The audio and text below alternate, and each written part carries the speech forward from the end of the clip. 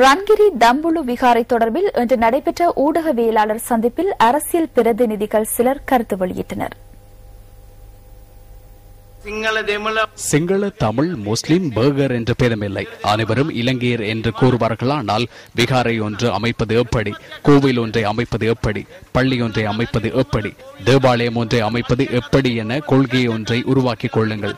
அப்படி கொள்கை ஒன்றை உருவாக்கி அனைத்து அனுமதியற்ற நிறுவனங்கள் இருக்குமா என், அவற்றை உடைப்பார்களா என், அனைத்து முஸ்லிம் பள்ளிகளையும் உடைத்து அகற்றுவதற்கு முஸ்லிம் மக்கள் என்ற வகையில் நாம் தயார். அது ஒரே முறையில் அனைத்து இனத்தவர்களும் முன்னெடுக்க வேண்டும்.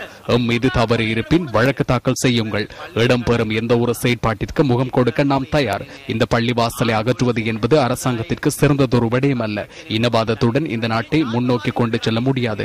அனைவரும் ஒன்றிணைந்தால் இந்த நாடு முன்னோக்கி செல்லும். நாம் ஒன்றிணையாவிட்டால் இந்த இடத்திலிருந்தே நாடு வீழ்ச்சி அடைய ஆரம்பிக்கும். அதனை நாம் தெளிவாக கூறுகின்றோம்.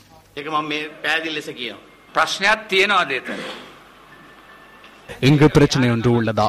அது விகாரை என்றாலும் அந்த இடம் சட்ட ரீதியாக வழங்கப்பட்டு அவர்களால் பயன்படுத்தப்பட்டு வந்துள்ளது. அது அவ்வாறு இல்லை என்றால் நீதிமன்றத்திற்கு சென்று அதனை உறுதிப்படுத்திக் கொள்ள வேண்டும். புனித பூமி என்றால் பூஜைகளை மேற்கொள்ளும் எந்த ஒரு நபரினதும் புனித விடயங்களை முன்னெடுக்க முடியும். முஸ்லிம் மக்களும் புனித விடயங்களையே செய்கின்றனர்.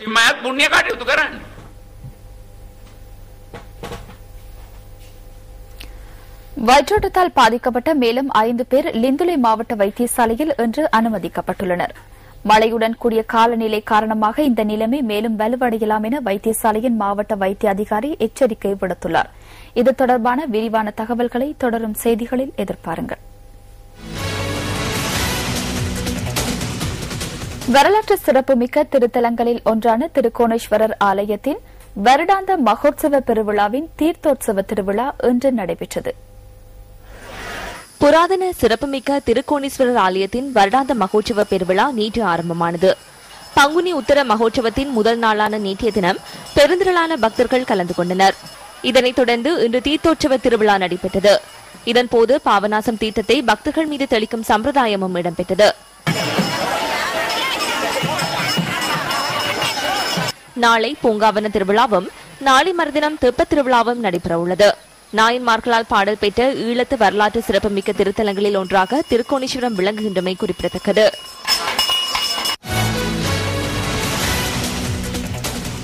எமது சகோதர வானொலி சேவையான சிரஸ் எஃப்எம்மின் அப்பே கமாய் செயற்திட்டத்தின் மேலும் 2 கட்டங்கள் இன்றும் நேற்றும் முன்னெடுக்கப்பட்டன. பன்னல மகுலவ மரண சடங்குகளை முன்னெடுக்கும் சங்கத்திற்கு சிரஸ் எஃப்எம்மினால் இன்று பொருள் மற்றும் நிதியுதவி வழங்கப்பட்டன. இது அப்பே கமாய் சிரச ரேடியோவாய் செயற்திட்டத்தின் 33ஆம் கட்டமாகும். இதன் மற்றொரு செயற்திட்டம் உடுப்பில வடக்கு மாகேன பகுதியில் நேற்று முன்னெடுக்கப்பட்டது. அந்த பகுதியில் உள்ள நலன்புரி சங்கம் ஒன்றுக்கு சன சமூக நிலையம் ஒன்றை அமைப்பதற்காக சிரஸ் எஃப்எம்மினால் நிதியுதவி வழங்கப்பட்டதுடன் பொருட்களும் கையளிக்கப்பட்டன. இதனை நிர்மாணிப்பது எமது கனவாகும். அந்த கனவு தற்போது நிஜமானதை போன்று தோன்றுகின்றது. இவ்வாறான நல்ல பல செயற்திட்டங்களை சிரச பண்பலை வரிசை முன்னெடுக்க வேண்டும். இலைக்கர்கள் நோயை தாக்குப்பிடிக்கக்கூடிய புதிய கலப்பின தென்னை இனம் ஒன்றை லுணுவில தெங்கு ஆராய்ச்சி நிலையம் அறிமுகப்படுத்தியுள்ளது. இந்த தெங்கு இனத்தை வர்த்தக ரீதியாக செய்கையிட முடியும் என ஆராய்ச்சி நிலையத்தின் பணிப்பாளர் கலாநிதி ஜயந்த குணத்திலக்க குறிப்பிட்டார்.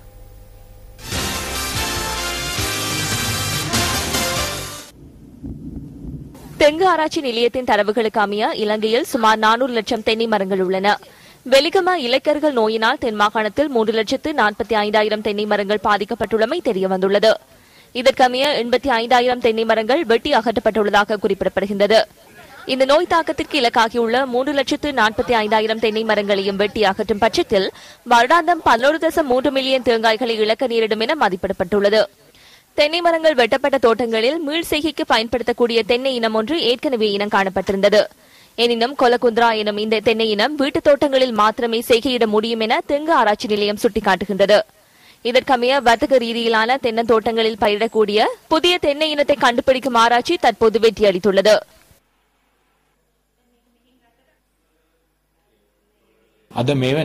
இன்று வெலிகம பகுதியில் இந்த நோயை எதிர்கொள்ளக்கூடிய 100க்கும் மேற்பட்ட தென்னை மரங்களில் இருந்து ஆய்விற்கு தேவையான பகுதிகள் பெறப்பட்டுள்ளன. அதேபோன்று கொலகுந்தரா இனமும் உள்ளது. இந்த 2 இனங்களையும் கலந்து நாம் ஆய்வுகளை மேற்கொண்டோம். இந்த தெங்கு இனத்தை பயிரிடுவதன் மூலம் இலக்கர்கள் நோய்க்கு நிரந்தர தீர்வை பெற்றுக் கொடுக்க முடியும் என நான் நினைக்கின்றேன்.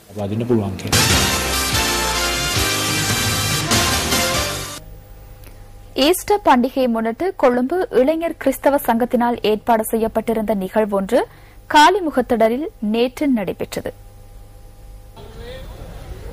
கொழும்பு இளைஞர் கிறிஸ்தவ சங்கத்தின் உறுப்பினர்கள் உள்ளிட்ட பலர் இந்த நிகழ்வில் கலந்து கொண்டிருந்தனர்.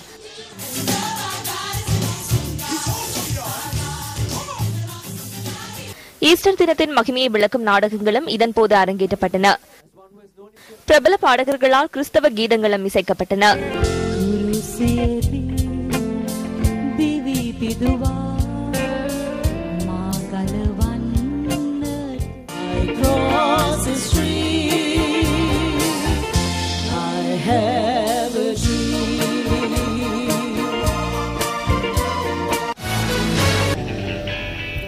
இலங்கை மரதனோட்ட வீரரான அனுராத இந்திரஜித் குரே லண்டன் ஒலிம்பிக் விழாவில் பங்கேற்கும் வாய்ப்பை உறுதி செய்துள்ளார்.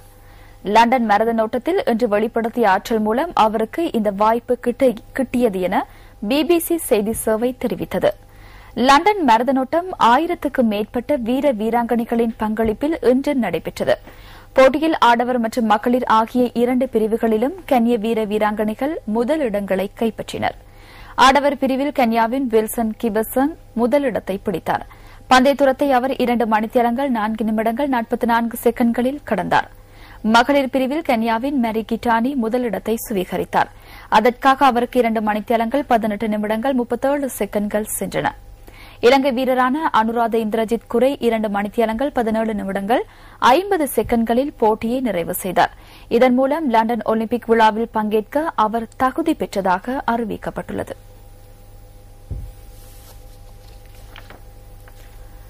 இங்கிலாந்தின் மெரில்பர்ன் விளையாட்டுக் கழகத்தில் சர் காலின் கவுண்ட்ரி உரையை ஆற்றிய ஒரேயொரு இலங்கையர் என்ற பெருமை குமார் சங்கக்காரவையை சாரும். எனினும் அவரது கருத்துக்களுக்கு தொடர்ந்தும் இடமளிக்க இலங்கை கிரிக்கெட் அதிகாரிகள் தயாராக இருக்கிறார்களா?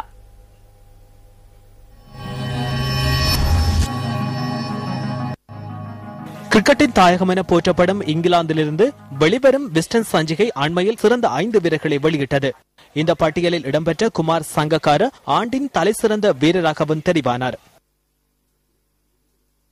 There have been Sri Lanka cricketers in the past. இதற்கு முன்னர் இலங்கை கிரிக்கெட் வீரர்கள் விஸ்டன் சஞ்சிகையில் ஆண்டின் சிறந்த 5 வீரர்களுக்குள் இடம் பிடித்துள்ளனர். எனினும் இலங்கை வீரர் ஒருவர் விஸ்டன் சஞ்சிகையின் 5 வீரர்களுக்குள் இடம்பெற்ற அதே சமயம் உலகின் தலைசிறந்த வீரராகவும் தெரிவான முதல் சந்தர்ப்பம் இதுவாகும். Leading international cricketer of the year. சங்கக்காரவுக்கு வாழ்த்து தெரிவித்து இலங்கை கிரிக்கெட் நிறுவனம் கடந்த 17ஆம் தேதி விடுத்த அறிக்கையில் அவர் தேசிய ரீதியில் வெற்றிகளை ஈட்டிய மண்ணின் மைந்தன் என குறிப்பிடப்பட்டிருந்தது. ஆனாலும் அந்த பாராட்டு உண்மையாகவே வெளியிடப்பட்டதா என்ற எண்ணத்தை தோற்றுவிக்கும் பல கேள்விகள் எழுகின்றன. ஆண்டின் தலைசிறந்த வீரரை பேட்டியெடுத்து அதனை பிரசுரிப்பது விஸ்டன் சஞ்சிகையின் இயல்பாகும். எனினும் இலங்கை கிரிக்கெட் நிறுவனம் அதற்கான அனுமதியை குமார் சங்கக்காரவுக்கு வழங்கவில்லை. எனக்கு தெரிந்த வரையில் அது புத்திசாலித்தனமான செயல் அல்ல. சங்கக்கார என்பவர் கிரிக்கெட் உலகில் ஏற்றுக்கொள்ளப்பட்டவர். கருத்து கூற அனுமதி இல்லை என்பது நமது நாட்டுக்குத்தான் அவப்பெயர்.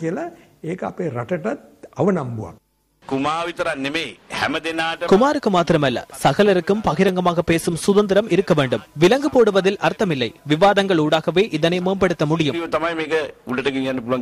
எவ்வாறாயினும் ஊடகங்களிடம் கருத்து கூற முடியாது என்ற கிரிக்கெட் வீரர்களின் ஒப்பந்தம் பிரகாரமே இந்த தீர்மானம் எடுக்கப்பட்டதாக இலங்கை கிரிக்கெட் நிறுவனத்தின் தலைவர் உபாலி தர்மதாச தெரிவித்துள்ளார்.